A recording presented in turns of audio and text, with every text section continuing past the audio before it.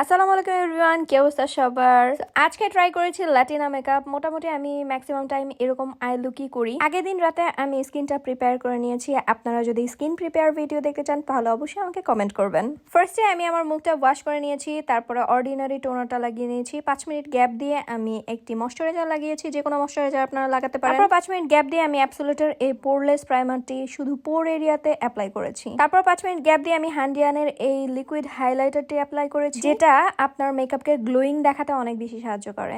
তারপর নিক্সের একটি dewy finish setting spray apply করেছি, যেটা ধাপে ধাপে ইউজ করলে মেকআপটা অনেক বেশি লং লাস্টিং হয়। তারপর বেব্রোর একটি আইব্রো জেল নিয়ে আমি আমার আইব্রোটা একটু লিফটেড করে নিব, যেন আইব্রোটা দেখতে একটু ন্যাচারাল ফিল দেয়। তারপর W7 এর আইব্রো পমেটটা দিয়ে আমি আমার আইব্রোটা ফিল করে নিয়েছি। এখন দেখতে একটু ভয়ানক লাগতে পারে, বাট এখন কনসিল করব। আমি কনসিলার ব্যবহার করছি টু ফেসের, এটার শেড ছিল ওয়ার্ম বেজ। কনসিলারটা ব্যবহার করে সাথে সাথে আমি ব্লেন্ড করব না, তাহলে কনসিলারের কাভারেজটা কমে যায়। কনসিলারটা কিছুক্ষণ এভাবে রেখে আমি H&M এর একটা কালার কারেকশন কনসিলার ইউজ করছি আমার চোখে এবং মাউথ এরিয়ার মধ্যে। কনসিলারটা এভাবে লাগানোর পরে আমি হাত দিয়ে ব্লেন্ড করব, যেন কনসিলার বেশি ওয়েস্ট না হয়। এটার উপরে টু ফেসের কনসিলারটা আমি আবার দিব টোনটা আপ করার জন্য। তারপর আমি সেম ভাবে হাত দিয়ে ব্লেন্ড করে নিব। হাত দিয়ে ব্লেন্ড করা শেষ হলে আমি লাস্ট ফিনিশিং দিব ব্লেন্ডিং পাফ দিয়ে। এবার ফাউন্ডেশন মিক্সিং রেডি করব। নার্সের নিয়েছি আমি বার্সেলোনা শেডটা।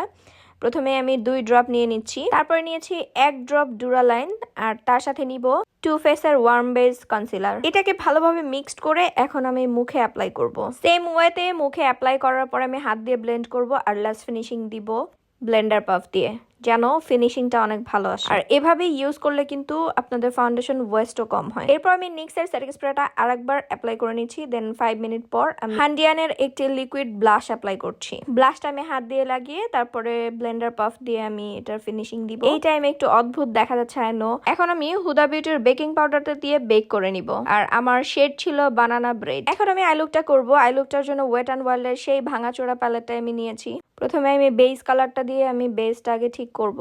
তারপর আমি লাইট কালার একটা ব্রাউন শেড নিব, আর ডার্ক কালার একটা ব্রাউন শেড নিব। এই দুইটা মিক্সড করে আউটার কর্নারটায় ব্লেন্ড করে নিব খুব ভালোভাবে। দুই চোখে ঠিক একইভাবে আমি শেডগুলো এভাবে ব্লেন্ডিং করে নিয়েছি।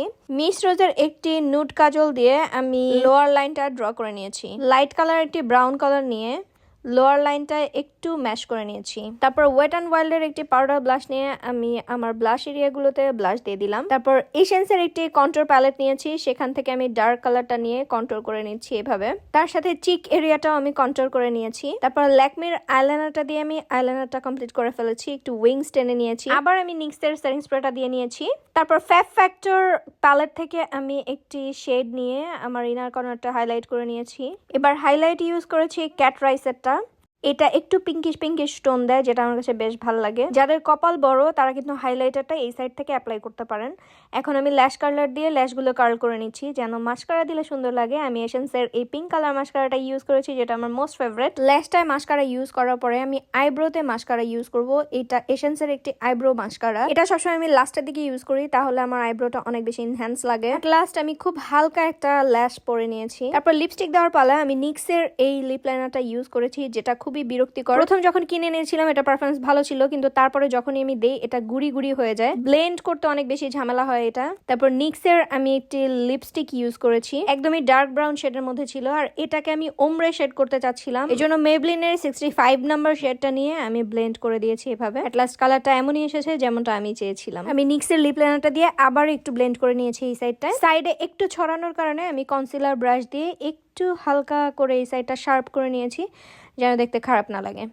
দেন ড্রেস পরে রেডি হয়ে গেলাম। ফাইনাল লুক ছিল এরকম। এই লুকটা আপনাদের কাছে কেমন লেগেছে অবশ্যই আমাকে জানাবেন। ইউটিউব থেকে দেখলে অবশ্যই সাবস্ক্রাইব করবেন, আর পেজ থেকে দেখলে অবশ্যই লাইক কমেন্ট শেয়ার করে দেবেন। আল্লাহ হাফেজ।